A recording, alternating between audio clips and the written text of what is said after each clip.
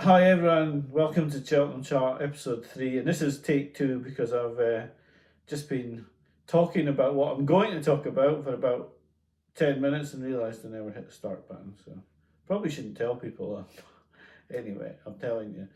So, I'll have a wee rant today because I'm a little bit fed up about some of the other podcasts talking about a certain horse who I don't actually rate that highly.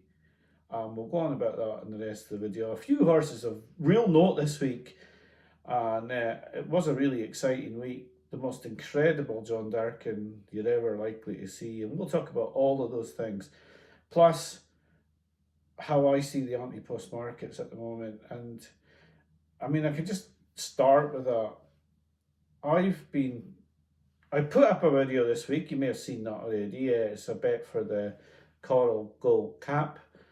And I'm going to do a bit of that during the season if it's reasonably successful. If it's not, then I won't. There's no point in me putting losing bets up. I don't want to do that for any of the subscribers, no matter if people want that or not. If it starts being loss making, I'm not interested in putting that sort of content up for my subscribers. Certainly, uh, with the Cheltenham bets, we've done fantastic, and I would hate to be putting up poor quality tips for the rest of the season. So we'll do our best with that, but that was the first selection was put up this week, and that was Midnight River for the Coral Gold Trophy at 12-1. I think 12 is just still available with one bookmaker. So we'll see how that goes next week. That's on Saturday, that round. So we'll go on to last week. I won't go in order because I did a video at the end of last season, and my long range fancy, which I put up in that video, ran today and ran an absolute shocker of a race, Shanna Bob. And there's absolutely no way that horse is going to win at Cheltenham. And so my apologies, are absolutely atrocious pick. And maybe I should stick to the lower priced horses when I do that, because a couple of seasons ago I put up Lossymouth for the Mayor's Hurdle at 8-1.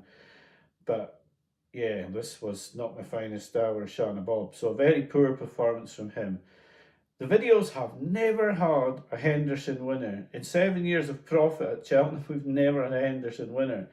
And we've had quite a few Henderson losers, a few that were unlucky, like Mike biting the gold cap. William Henry, well, he actually returned money because he was an each way bet in the Coral Gold Cap. And he was fourth in the year we backed him, but he actually won the Coral Cap the next season. So it was, yeah, a bit bittersweet that. But yeah, we've never had a Henderson winner. And one of my biggest eye catchers last week was a Henderson horse, and I loved her. She ran at Warwick. Her name was That's Nice, and she beat Honky Tonk Highway on the bridle. Now, she jumped slightly big, which hopefully they can iron out, but this was a fantastic performance, and a lot more to come from this horse, I would think.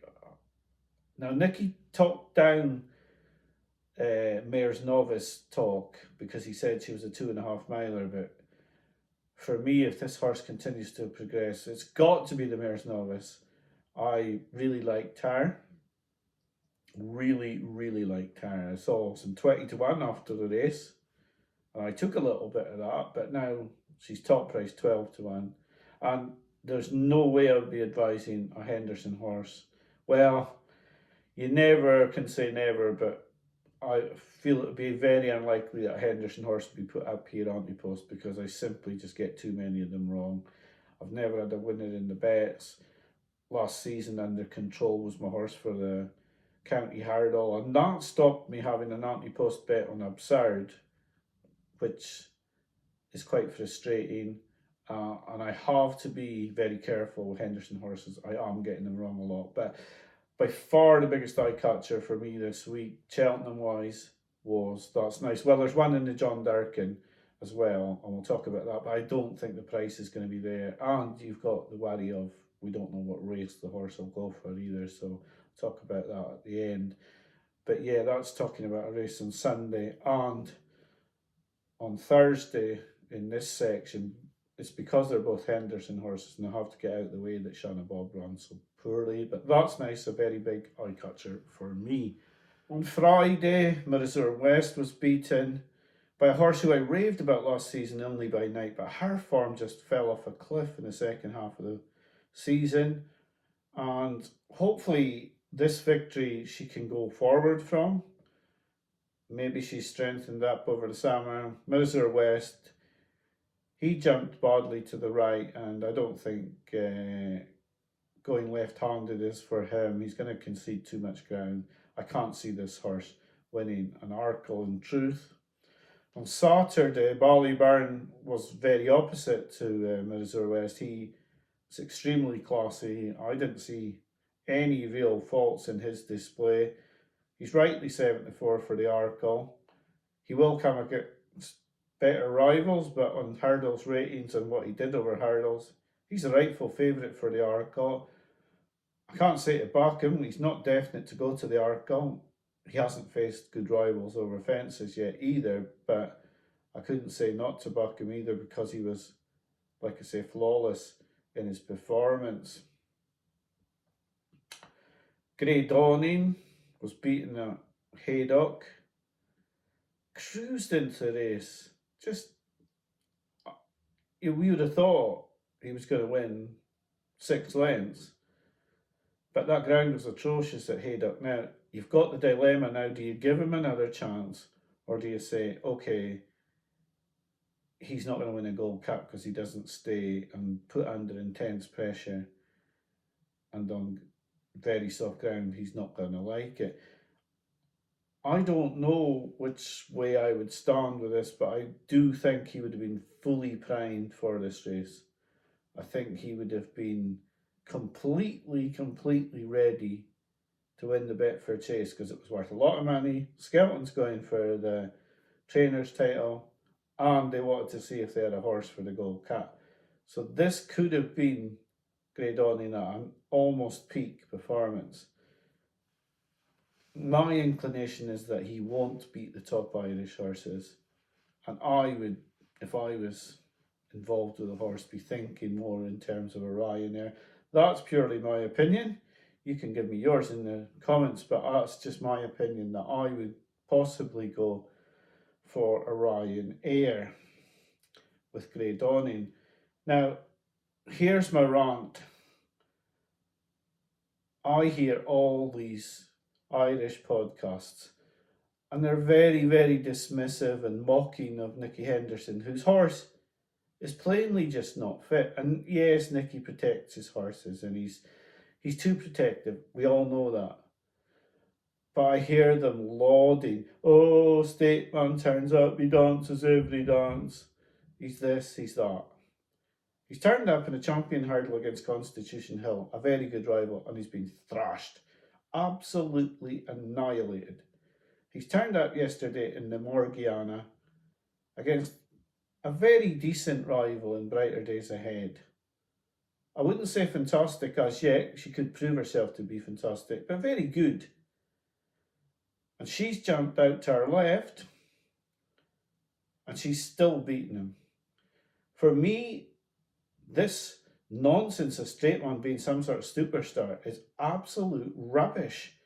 And I am going to give you why I think he's a very ordinary champion hurdler. Yes, he turns up. Yes, he's got a good constitution. He's a very good hardy horse. But he is absolutely no Istabrook. He is no Constitution Hill. He's not even close to Hurricane Fly, who beat good horses. So I'm going to go on to the fact of why I think that Stateman's a very ordinary champion hurdler now. Stateman is a champion hurdler, you can't take that away from him. I believe it's one of the worst champion hurdlers we've seen in a very long time, and he made hard work of winning it as well. So looking at Stateman, we're hearing all this superlatives from Ireland about Stateman. So the best horse he's beaten is Honeysuckle. He beat Honeysuckle in the season she was declining and didn't go to the champion hurdle. She was off a mark That was 165 when he beat her. By the end of that season, she beat a 147 rated horse by a length and a half, all out in the mare's hurdle. So for me, she maybe run to a mark of say 150, 152 in that race in the mare's hurdle. How good was she? Definitely wasn't a 165 horse when she was beaten by Stateman. Stateman was unbeaten last season and he was being absolutely lauded for his performances. So let's see, what did Stateman actually achieve last season? The best horse he raced against was Impere Pass, 160. The second best horse he faced was Irish Point, 159, a 3 miler. And the third best horse he faced over the season was Not So Sleepy. Not So Sleepy, 158. The horses that he actually beat in an unbeaten season: Sir Gerhard twice, Impere Pass twice, Echoes in Rain 3 times, Fils du Deris twice, Pied Piper, Bob Ollinger, Lucia, Zarak the Brave, Not So Sleepy, and Nemean Lion. Those are the horses that he beat and is now being described as some sort of superstar. Some of those races were absolutely abject. There was one of those races he beat Echoes in Rain, Fils Dudery, and Pied Piper. That was the horses he beat. I am not having it that he is any even good champion hurdler. He's ordinary champion hurdler. He won a poor champion hurdle. If he faced a proper Constitution Hill this year, he would have no chance. I would have no interest in backing him for the champion hurdle at this moment because I do feel other horses are going to come out the woodwork. Ballybarn, I did hope that he would stay over hurdles because I think he would beat Stateman. I believe Lossiemouth would give Stateman a really, really big race at Cheltenham, assuming she has a proper jockey, and that means not Patrick Mullins, in my opinion. But I can get lambasted for this opinion if you want, and you can, give it to me in the comments, but I am absolutely adamant in my assessment that Stateman is a poor champion hurdler, and he won a very, very ordinary renewal last season. So what has Brighter Days Ahead achieved and what do we take from the race? It's hard to say. Gordon swung from saying she was a champion hurdler when she raced last time to now saying she's a mare's hurdle horse after she's beaten what I could describe as a ordinary champion hurdler. I don't understand how he's making these switches. I don't know if he's taking the same pills as Willie or what, but I mean, where's this come out of all of a sudden? I think she's a champion hurdle horse. We're going for the Morgiana next. We win the Morgiana, we beat the champion hurdle, and now she's a mare's hurdle horse. Yeah, I'm not really sure where we go with that. Sergino. Sergino's now in a very difficult position, isn't he? Because Henderson doesn't know if he's going to get Constitution Hill back. And if he doesn't, he'll want Sergino to go to the champion hurdle, even as a 5-year-old. The problem is if Constitution Hill comes back to his best, then Sergino may not be able to win the champion hurdle, and then he could have gone chasing a season. And of course, with them having different owners, it's a very, very difficult place for Henderson to be in. I don't know how they solve that puzzle. Is there other horses that can come into the champion hurdle? I hope so, because I'd hate to see Stateman win 2 champion hurdles, because I just don't believe he's that good. On the John Durkan, just the most fabulous race. The Amazing, amazing race. The form was solid. If I say Stateman's not a good champion hurdle, well, Galopin des Champs is a good Gold Cup winner, and this division this season is going to be absolutely superb. It's going to be exciting to see where horses go. I've seen a lot of people talking about Spillane Tower for the Ryanair. Now, he was the biggest eye catcher you're ever likely to see today. Does he go to Ryanair and give up his chance of a Gold Cup? That's only JP can make that decision. You had to be impressed with Factor File. I do wonder if his stamina will hold out on a stiffer course over 3 miles too. Galopin des Champs, he's still the old faithful, isn't he? He's the dependable one who will improve for going 3 miles too. Everyone said he missed work. Well, the yard said he missed work before this, so I know, and he's been beaten in this before. I think the one that you can pretty much write off as fast or slow. He won this last year and didn't win the Gold Cup, and this year he's not won, and I don't see him winning the Gold Cup this season now. Factor File, I worry about the stamina. Spillane's Tower, mighty performance this for me. He's the one to take out the race, just don't know where he's going. Antipost's so tough, isn't it? It is really tough. I mean, Spillane's Tower could go Ryanair, Gold Cup, or they could keep him for the Grand National, although I think he smashed his mark too much here. I think the Gold Cup could be out after this. So I'm not entirely sure where he's going to go. But it was some race today. It was fantastic to watch, and yeah, it's very difficult to dissect it because it's only a couple of hours since the race. I thought Spillane's Tower was going to get up. Factor Files held him off. I don't know how fit Factor File was or Spillane's Tower. I mean, you look at the betting on Spillane's Tower and he's traded at 25 to 1 just before the race, so I don't think he was expected to run as well as that.